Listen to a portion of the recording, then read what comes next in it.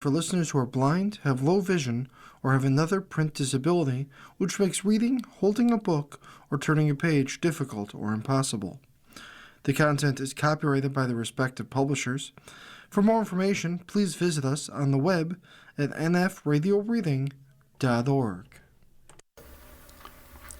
Hello, this is P. Fitz, and for the next hour, I'll be reading from the most recent issue of the Buffalo Criterion, now in its 100th year of educating, working, building the legendary Buffalo Criterion, Western New York's African American weekly, on the Niagara Frontier Radio Reading Service.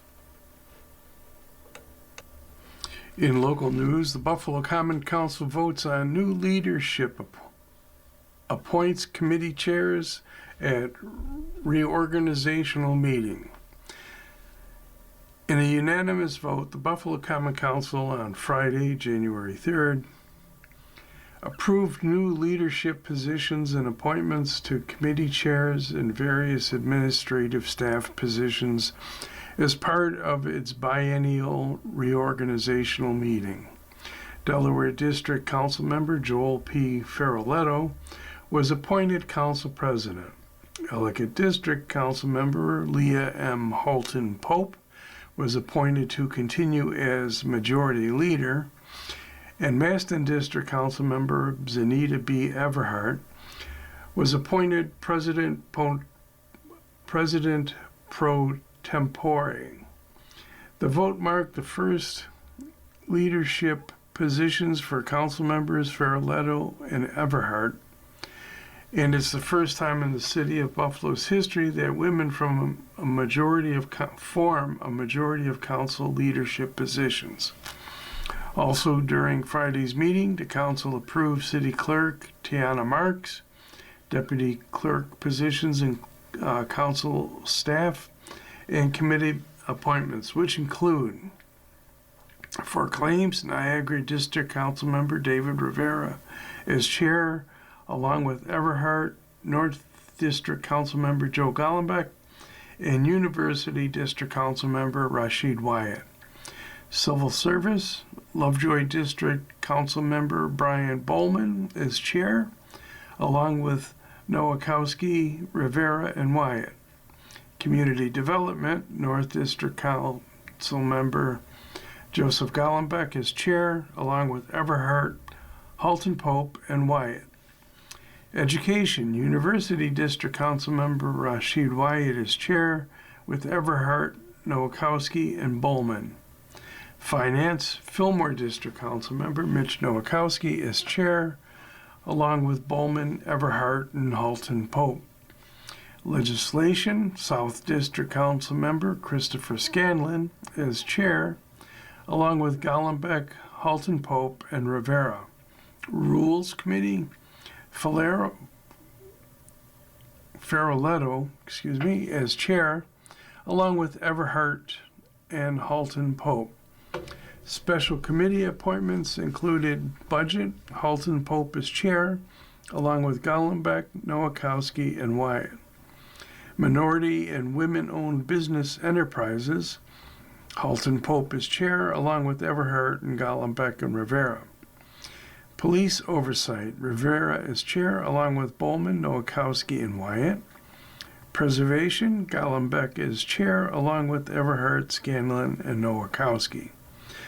Transportation, Bowman as chair, along with Everhart, Scanlon, and Nowakowski. Waterfront Development, Rivera as chair, along with Gollenbeck, Nowakowski, and Wyatt. Being voted unanimously for Common Council President is a great honor, said President Ferroletto. I look forward to working with my colleagues on the Common Council and the administration to tackle the challenges facing our great city. It's been an incredible honor to serve as the Common Council Majority Leader, and I thank my colleagues for the support to continue in this role, said Majority Leader Halton Pope. The Council has assembled an excellent leadership team that is ready to guide this body and take on the most pressing issues affecting our community. Moreover, this vote is a historic moment, as this is the first time in history that the Common Council has had a majority of women leadership team. A milestone that hopefully sends a strong signal and motivates more women in our community to step up and lead in public service. I'm excited to continue the vital work of serving the people of the city of Buffalo with this council and the new administration. I couldn't be more energized to continue to serve the council and take on a leadership role as President Pro Tempore, said President Pro Tempore Everhart. Thank you to my colleagues for the vote of confidence in my leadership and to my constituents for your support. I pledge to make sure the council is moving together as a unit and that we are taking the issues across the city together, tackling the issues. While we have significant challenges in the city of Buffalo, I have the utmost confidence that the leadership team and the new administration is up to the task. Councilmember Rivera calling for police oversight meeting to further discuss resolution of investigation into Granville incident. The Niagara Council member David Rivera has issued a statement following reports that Buffalo Police Department has concluded its investigation into the G.J. Granville incident. The Buffalo Police Benevolent Association has announced the department's conclusion to the internal investigation regarding the officers who responded to the G.J. Granville collision incident in April of 2024. While Buffalo Police Department is reporting that officers have been disciplined appropriately, I am asking council staff to schedule a police oversight committee meeting in the coming weeks to discuss this further. The Girlfriend Fund Scholarship. The Girlfriend Fund is a national organization of African American women whose goal is to award a college scholarship of $1,500 annually, up to 4 academic years, for a deserving student, male or female, who will be starting college in 2026. We are seeking high-achieving African American students who face significant financial obstacles in their path toward a college education. Students with a GPA of 3.0 or greater are encouraged to apply. Interested students should contact Leisha Gordon of the Girlfriend Fund chairperson at Ingram, IRGRAHAM at buffalo.edu to receive an online application. Subject GFF application. All application requirements are due by February 6th of 2026. City Controller Williams files brief with New York State Appellate Division. The City Controller, Barbara Miller Williams, through her attorneys from Woods, Oviatt, Gilman, LLP, filed an appellate brief with the New York State Appellate Division, 4th Department in Rochester, New York. The appeal relates to an Erie County Supreme Court ruling concerning the issuance and sale of the 2025 City of Buffalo capital bonds. Pursuant to the court's directive, Comptroller Miller Williams, Counsel William F. Savino, and Robert J. Marks of Woods, Oviatt, Gilman, LLP, submitted the appellate brief by the December 22nd, 25 deadline. Oral arguments are expected to be scheduled for February or March of this year. On October 31st of 2025, Acting Mayor Christopher Scanlon, the Fillmore District Buffalo Common Council member, Mitchell P. Nowakowski, filed a motion seeking to lift the comptroller's automatic stay of enforcement, which would have compelled her to issue bonds exceeding the city's $28 million debt cap. The appellate division denied the request, confirming that Comptroller Miller Williams is not required to issue those bonds at this time. As a result, no city capital bonds were issued during 2025. On behalf of the citizens and taxpayers of the city, my decision to appeal was made with careful consideration and clear responsibility to safeguard the city's finances, stated Comptroller Miller Williams.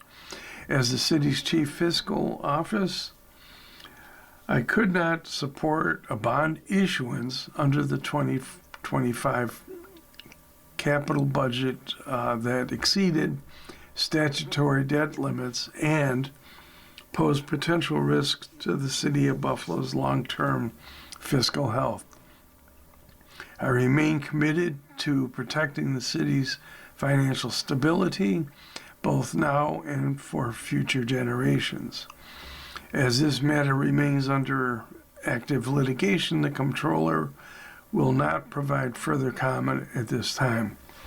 The Department of Audit and Control will continue to monitor the city's financial performance and provide regular updates to the administration, the Buffalo Common Council, the Buffalo Fiscal Stability Authority, and the citizens and taxpayers. Honoring sacrifice, inspiring future generations. There are pictures of individuals. Caption is African American Veterans Monument marks Gold Star Mothers and Families Day with a ceremony honoring Lieutenant Emily Perez. Washington, D.C. youth participated. The African American Veterans Monument Incorporated hosted a special ceremony on Saturday, September 27th of 2025 to honor Second Lieutenant Emily Perez in connection with Gold Star Mothers and Families Day. Lieutenant Emily Perez was the first black female officer in U.S. military history to die while serving in combat.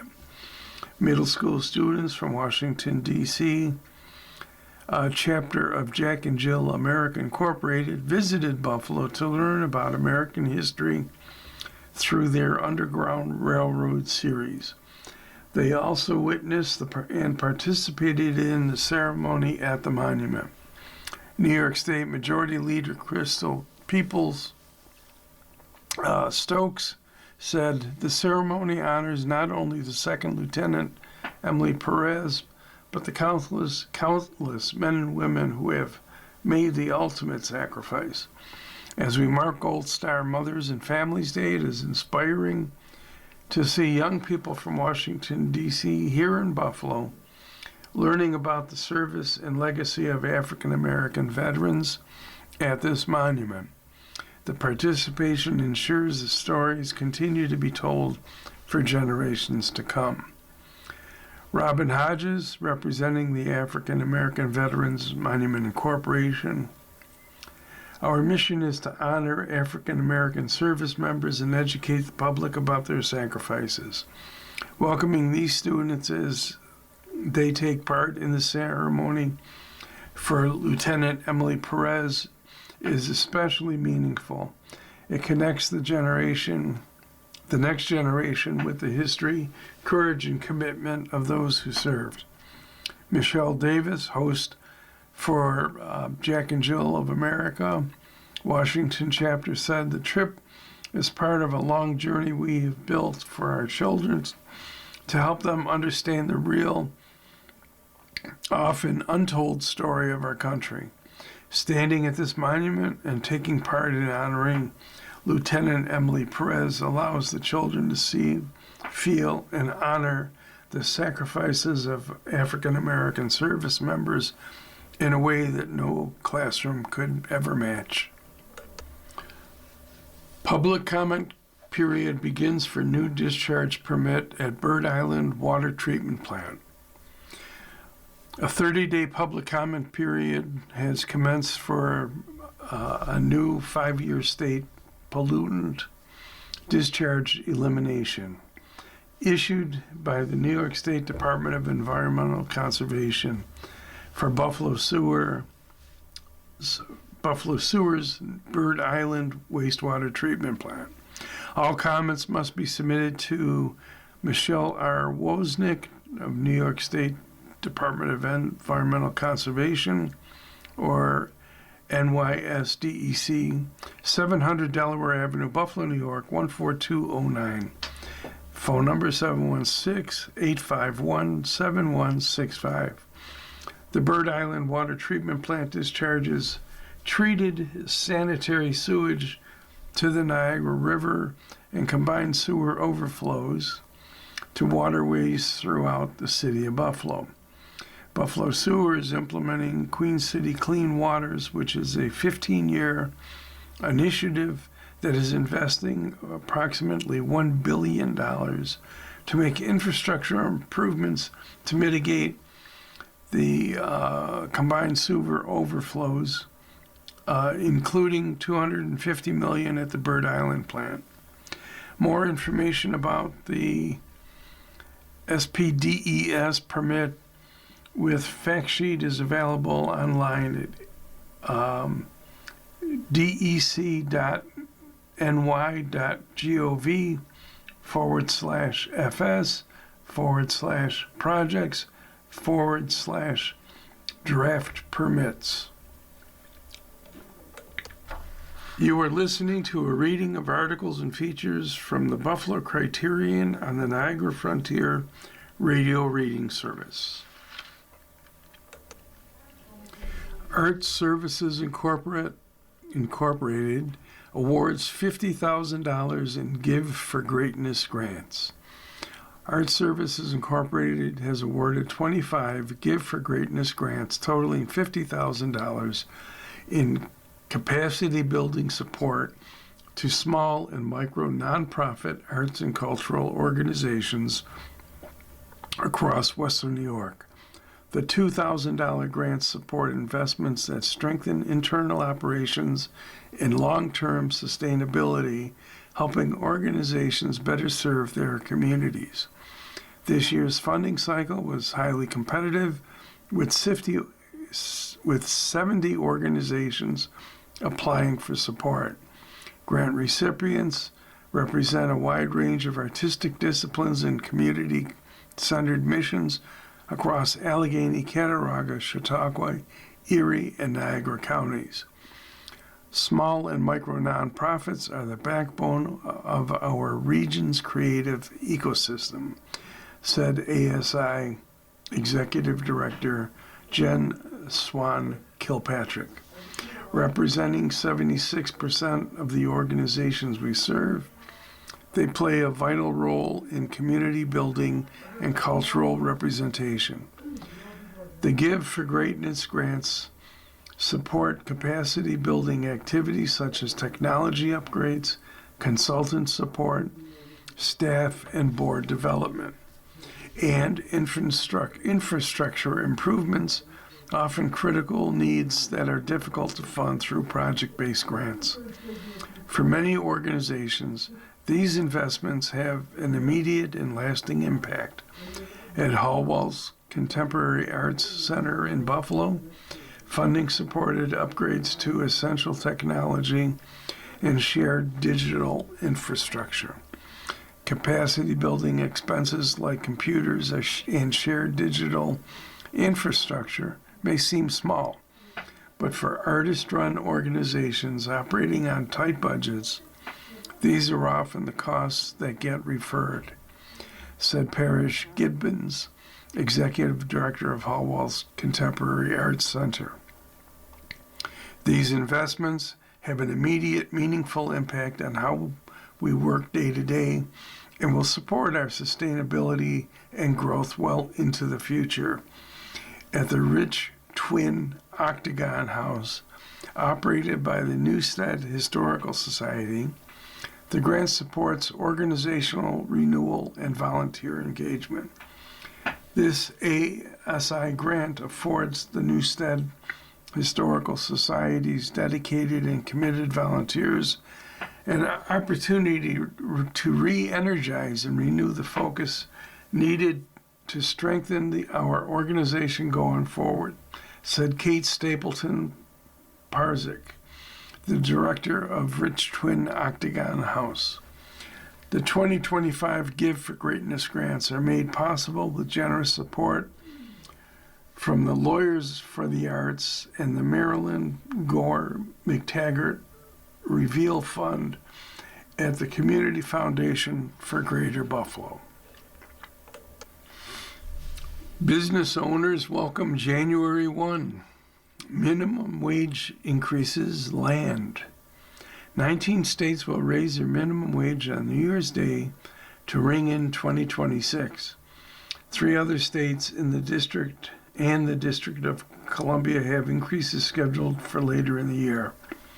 Business owners across the country are welcoming the increases, saying they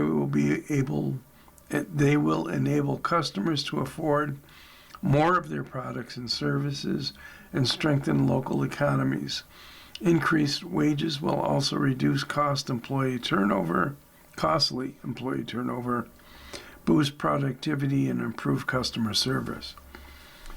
Arizona, Colorado, Florida, later in the year, Maine, Missouri, Nebraska will reach a $15 minimum wage for the first time in 2026. 20 states plus D.C. will have minimum wage of $15 or higher, are phasing in scheduled increases to $15 or higher. Wage increases are a vital part of the solution to the affordability crisis, said Holly Sklar, CEO of Business for Fair Minimum Wage. It's great news that 19 states are raising their minimum wages on January 1, and more follow later in the year. The cost of food, housing, and other necessities has risen sharply. Minimum wage increases boost the economy as workers are better able to afford necessities and spend more at local businesses. Fairer pay also helps businesses by reducing costly employee turnover and improving productivity and customer service. State and local minimum wage increases are crucial wherever they are possible, as the federal minimum wage falls further and further behind the cost of living. Business owners and executives in states raising minimum wage are available for comment through the new year. Annie Adams, owner of Second Chic and Second Chic Outlet, 3 clothing stores in Buffalo, said minimum wage increases are a win for Main Street retail. Fair wages help drive the kind of customer spending that allows small businesses to thrive. I invest in my team, and their expertise and enthusiasm provide the shopping experience that keeps customers coming back and telling others about us. We look forward to offering more customers great clothes at prices they can afford. Mitch Kahn, owner of Union Wear, an apparel and accessories manufacturer in Newark, New Jersey, said higher wages strengthen the economy. Workers have more buying power, and businesses see more consumer demand. As a longtime manufacturer of American-made products, we know that when you invest in your employees, you keep experienced employees who are more skilled, efficient, and resourceful. We see it every day. Strong morale drives strong performance and resilience. Aaron Saeedin, owner of Well-Paid Maids in D.C., Maryland, Virginia, New York, City, Chicago, San Francisco. We're excited to see minimum wage increases across multiple markets where we operate. Fair wages don't limit growth, they enable it. When you compensate employees fairly, they stay with you, which saves significantly on recruitment, training costs, while delivering consistent, high-quality service to our clients. Our excuse me. Our results speak for themselves. New York and Chicago are both hitting record revenue, and our San Francisco and Los Angeles launches have been tremendous success. We're already planning to expand into more markets during 2026. Mike Draper, owner of Raygun, a clothing, home goods, and design company headquartered in Des Moines, Iowa, with locations in Kansas City, Missouri, Omaha, and Lincoln, Nebraska, Chicago, Illinois, and Madison, Wisconsin, said, minimum wage increases are vital for workers to keep up with the cost of living, and they are good for business. Paying fair wages, it hasn't slowed our growth. It's fueled our growth across the Midwest. When workers are paid fairly, they bring their best work every day. The focus drives better service, stronger employee retention, and sustainable business growth. Dr. Chenille Hawkins, pioneering reparative justice in New York. In the heart of Rochester, Dr. Chenille Hawkins is leading transformative effort as chair of New York State Community Commission on Reparation Remedies, celebrating her 5th year as the first woman president and CEO of Urban League of Rochester. Dr. Hawkins has positioned reparations at the center of a practical, community-driven agenda for systemic change. Dr. Hawkins chairs a 9-member commission charged with documenting the harms of slavery, segregation, and discriminatory public policy, and recommending evidence-based remedies. Our role is to document the historic harms and outline a path for repair, ensuring the legacy of slavery and systemic racism is not forgotten. She says, underscoring the Commission's dual focus on truth-telling and concrete solutions. From the outset, the Commission has insisted that the community testimony shape every recommendation. Dr. Hawkins has led multiple public hearings across the state to collect stories and expertise from residents who live with the consequences of historical and contemporary racism. We cannot do work without the voices of the community. Their stories and experience are the foundation of our recommendations, she explains, a creed that has made public testimony the backbone of the Commission's research. Beyond dollars, systemic remedies. While financial redress is part of the conversation, Dr. Hawkins and the Commission emphasize broader systemic change. Reparations are not just about financial compensation. They're about systemic change and that address the inequities that persist today, she notes. The Commission is investigating policies and practices that produced entrenched disparities in housing, education, health policy, policing, and economic opportunity. For example, the long-term effects of redlining, exclusionary zoning, and unequal school funding, with an eye toward policy remedies that restores access and opportunity. The Commission is compiling historical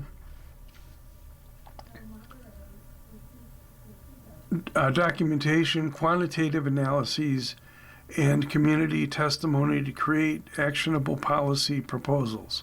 Recommendations are slated for delivery to the governor and legislature by December of this year, with a full report community education rollout planned for January of 2027. We are on track to deliver recommendations that can transform lives and reshape our communities for generations to come, Dr. Hawkins affirms, signaling the Commission's commitment to both rigor and impact.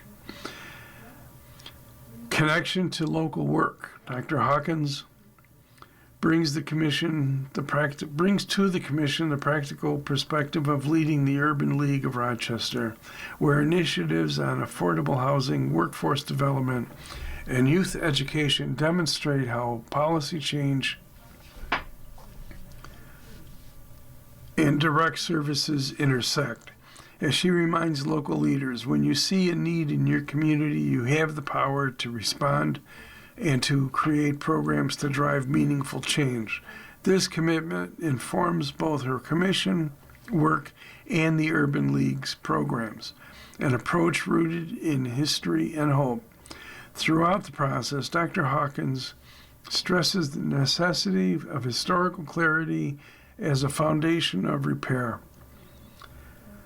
Acknowledging our past is essential to understanding the present. Only then can we truly move forward. That history-first approach aims to prevent superficial fixes and build durable policy solutions that confront root causes. For Dr. Hawkins, the Commission's work is personal and purposeful. This work is not just my job, it's my passion. I'm dedicated to advocating for people who have historically been marginalized, she says, reflecting on the values that have guided her leadership of the Urban League and now shape the statewide effort toward justice. As the Commission moves from listening and research to final recommendations, Dr. Hawkins' leadership models how careful documentation, community-centered process, and policy ambition can combine to produce reparative strategies with lasting impact. How her work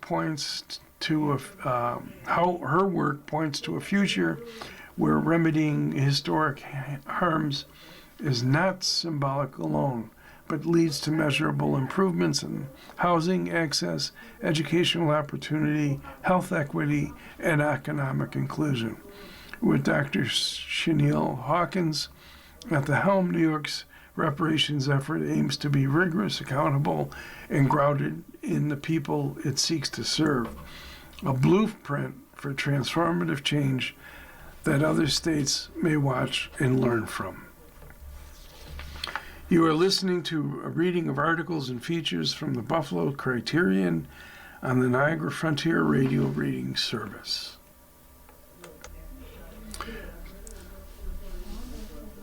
The New York State Office for Aging and Self-Help Community Services announced the availability of free access to Self-Help's virtual senior center for any individual age 60 and older in New York State.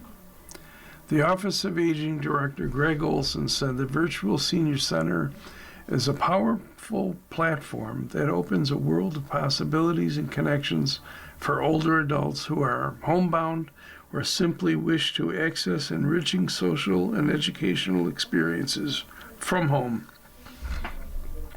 We began our partnership with Self-Help by offering its free virtual senior center service through offices for aging in several counties, and we are now thrilled to make the platform available to any older adult in New York State as part of the New York State Office for Aging longstanding commitment to address social isolation across programs and services. Stuart Kaplan, CEO for Self-Help Community Services, said, "We are grateful to the New York State Office for the Aging for its strong partnership and shared commitment to ensuring that older adults remain connected, supported, and engaged." The expansion of the Virtual Senior Center reflects the power of collaboration to combat isolation by building meaningful virtual communities for older New Yorkers. At Self-Help, we see every day how access to social connection and enrichment can transform lives and are proud to work with the state to make these opportunities available to all.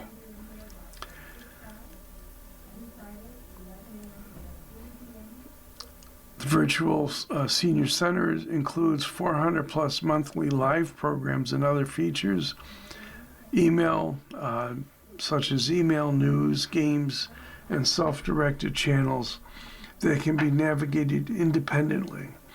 Older adults can participate in classes, tour world-famous locations, interact with peers, engage in wellness activities, and most importantly, expand their social network. New York State Office of Aging and Self-Help began the partnership in 2021, offering access platform for homebound adults in several counties through their area agency on aging. The partnership is now expanding so that any New Yorker age 60 or older can access a virtual senior center for free on their tablet, computer, by going to vscm.selfhelp.net. To register as a VSC participant, simply call the program at 718-559-4370. Among the virtual senior center's partners, local aging service organizations also hold hybrid classes on the VSC platform, further allowing older adults to maintain connection to those in their community. Independent evaluation found that 84% of virtual senior center participants reported a decrease in loneliness, and 76% reported feeling less depressed because of the VSC. 76% made new friends, and 67% joined programs for social connection and to learn something new.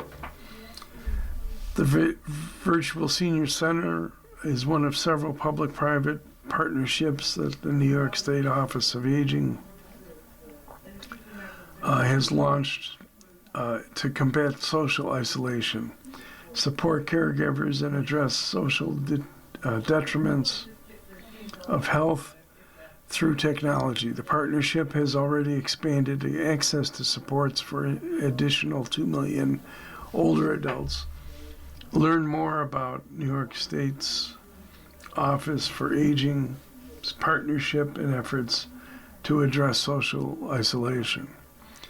Social isolation affects older adults and people of all ages. For older adults facing isolation,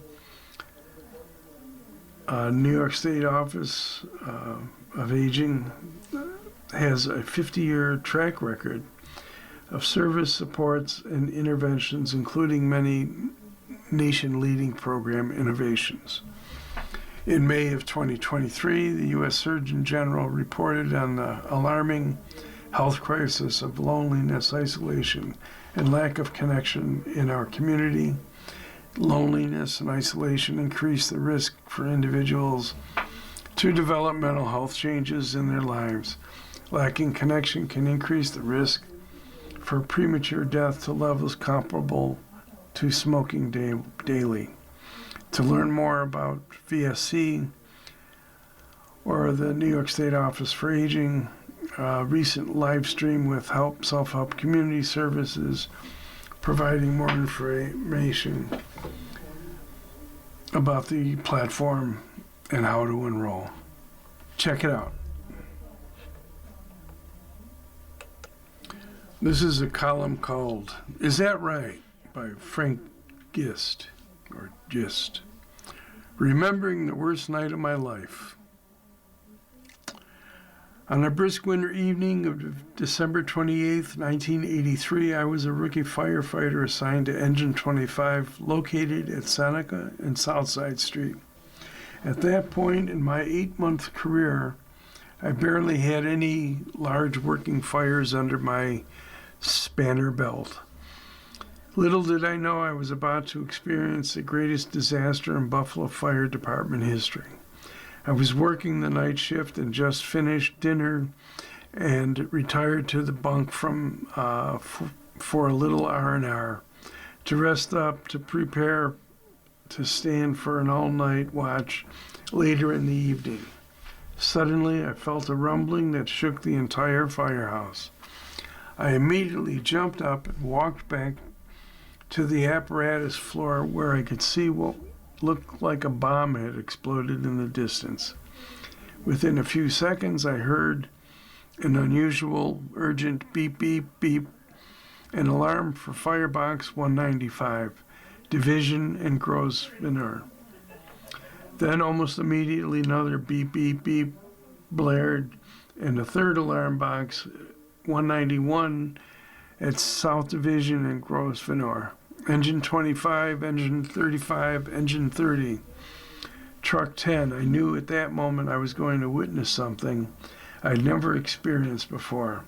As we raced toward the bellowing black smoke, my crew cat was Captain E. Cochran, driver firefighter Jimmy Lynch, firefighter Gerald Cuddy, and myself. As we careened toward the heart of darkness, no one said a word. I could feel my knees shaking and anticipating what was happening. When we pulled onto the scene, it can only be described as surreal.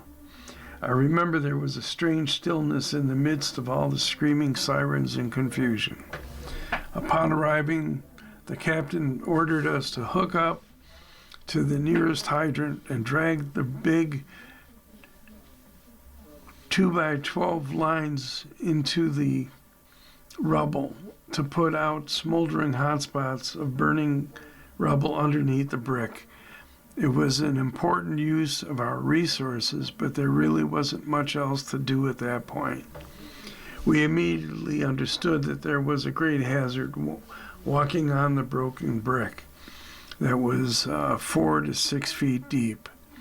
We missed one misstep into a hollow crevice or shifting brick could easily have trapped and crunched a limb. For myself, the oddest thing was how totally devastated the building had become. The term blown up was exactly what it looked like. It seemed every individual brick was shattered with force that was unimaginable. Later that evening, I actually had to ask a bystander who stood there before it blew up. That's when I found out that a 4-story brick warehouse stood there only a few hours earlier. Throughout the night, we could see much of the fire load was in the home surrounding the explosion. There was a lot of heroism that night. There was never recognized in the fog of the tragedy. As the night wore on, I could hear and see sounds of emergency lighting, searching for victims and bodies. At some point, while maneuvering from a hotspot to hotspot, I could see from the glow of the fire the unbelievable sight of crunched fire apparatus, some of their siren lights still flashing. I could see the crushed carcass of what was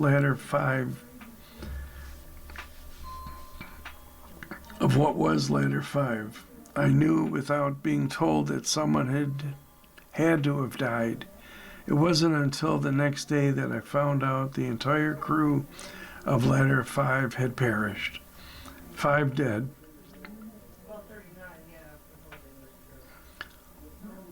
The largest loss of life in the history of the Buffalo Fire Department. I was acquainted with them all.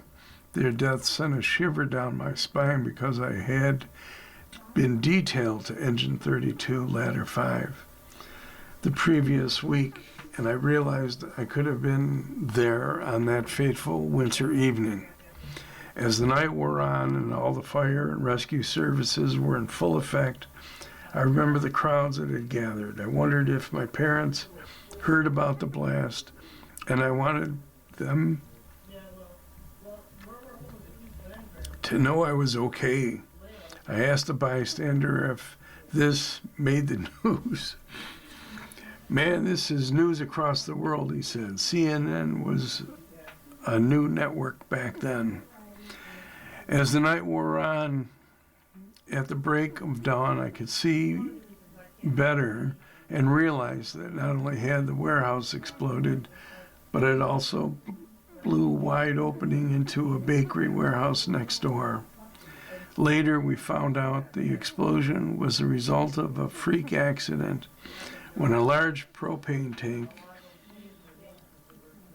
ruptured and released its gas into a sealed warehouse's atmosphere and detonated.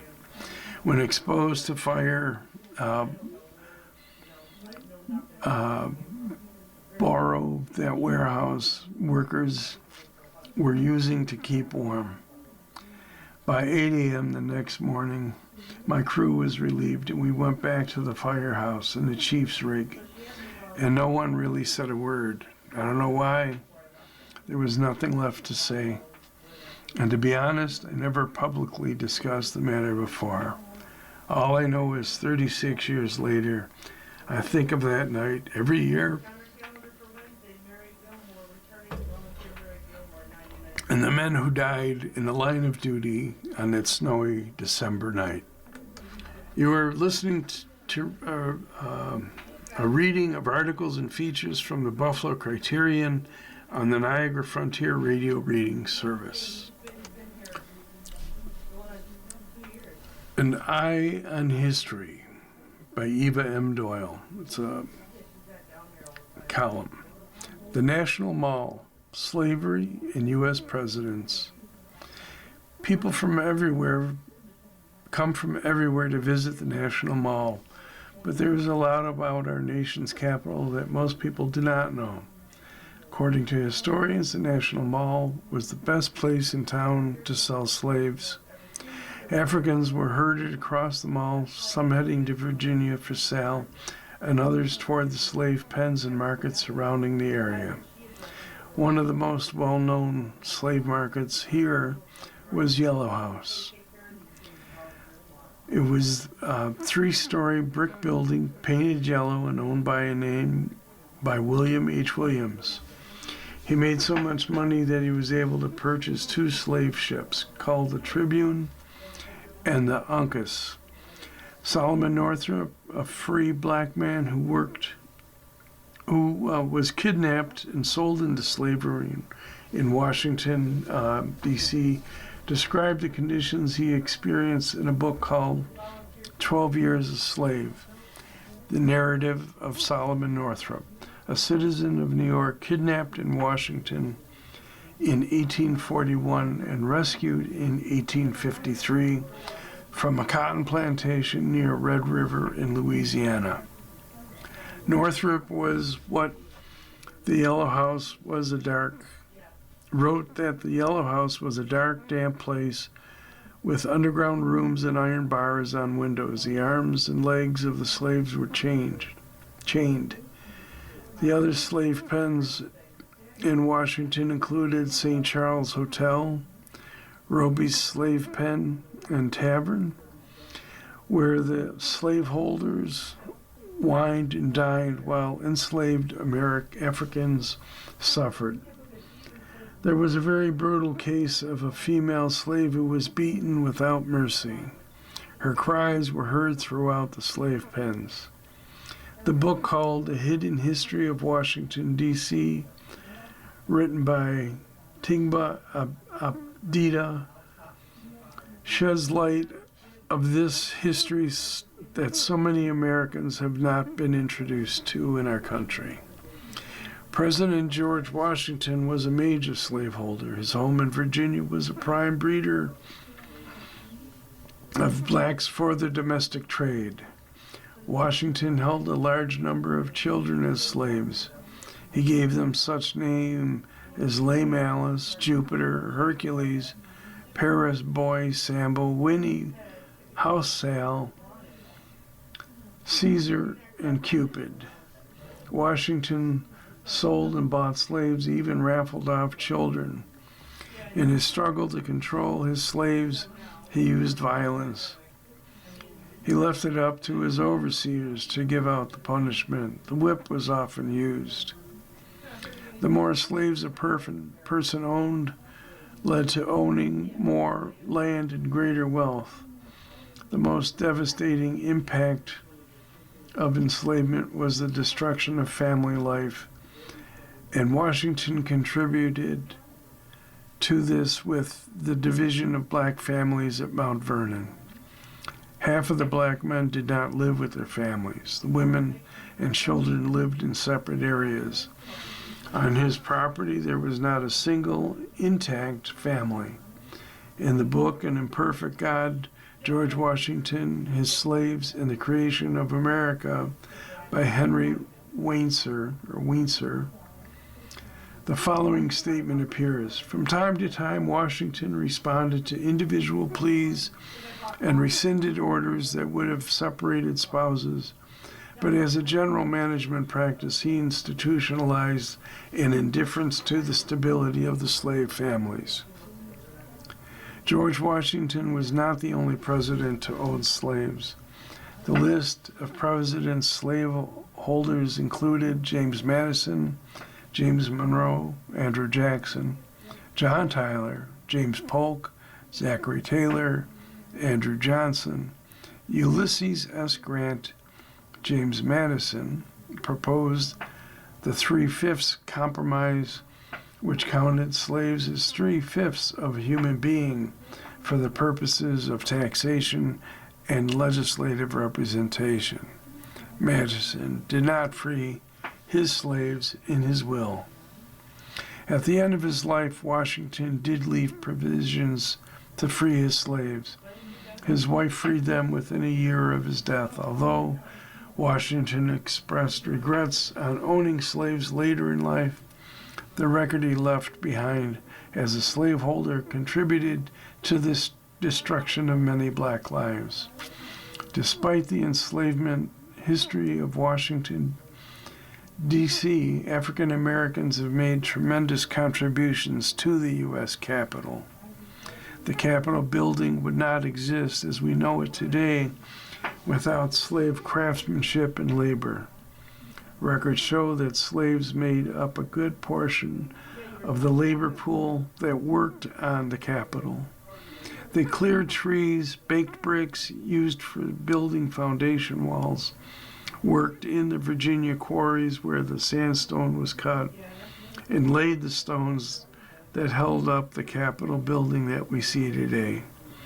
Constance McLaughlin Green, in her book, The Secret City, Race Relations in the Nation's Capital, pointed out that slaves rebuilt many of the buildings in Washington that were destroyed by the British in 1814, including the White House. The Criterion in Time. 2 black leaders released by South African government. There is an article that was published in 1988 on the release of 2 black leaders who had been imprisoned by the South African government. And this article was published early in December 4th of 2025. The government of South Africa recently released 2 aging and ailing black leaders, both colleagues of African National Congress Chief Nelson Mandela. They had been prisoners for 10 years. 69-year-old Harry Gwala, a longtime member of the outlawed African National Congress, and 75-year-old Zephania Mothopeng, president of the Pan-Africanist Congress, were released unconditionally on medical humanitarian grounds, the prison service said in a brief statement. Gwala, who had spent more than 20 years in prison and was serving a life sentence for his involvement in the African National Congress guerrilla movement, said that he was very much excited. This came unexpectedly. Gwala is suffering from a motor neuron disease, a degenerative neurological disorder with a known cure. Gwala said the illness had left him his arms paralyzed, but his mind was clear. Matho Peng, who has been seriously ill for several months, was a member of the African National Congress during the 1940s and 50s. He broke from the organization in 1959 to establish the Pan-Africanist Congress. Both organizations are engaged in armed resistance against the white-led government. However, the Pan-Africanist Congress supports black self-sufficiency in the struggle for political rights, while African National Congress backs a multiracial approach. Matho Peng, arrested in 1976 and sentenced to 15 years in prison for his involvement with the outlawed organization. He was elected president of Pan-Africanist Congress in 1986, despite his imprisonment.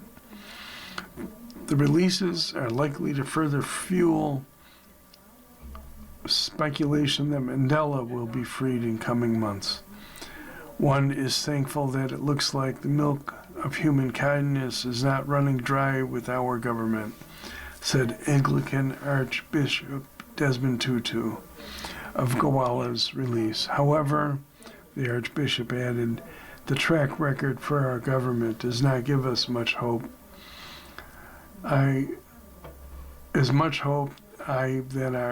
that they are likely to act on only humanitarian grounds.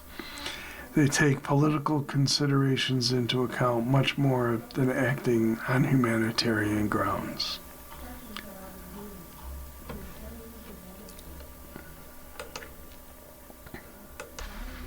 You've been listening to readings and articles of features from the December 28th issue of the Buffalo Criterion. Every Friday, we read the Buffalo Criterion every Friday at 7 p.m. Your reader has been P. Fitz. Thank you for listening. Happy New Year. Coming up next on the Niagara Frontier Radio Reading Service, we have the New York Times. Following that at 9 o'clock is Buffalo Spree. And at 10 o'clock, we have episode number 5 of Atmosphere by Taylor Jenkins Reid. Stay with us for these readings and more. Radio Reading mails out a large print program schedule to our listeners every other month. If you have not received a Niagara Frontier Radio Reading Service large print program schedule in the mail, please call us at 716-821-5555. We will make sure that you receive one every other month. A Braille version of the schedule is also available upon request. Our number again is 716-821-5555.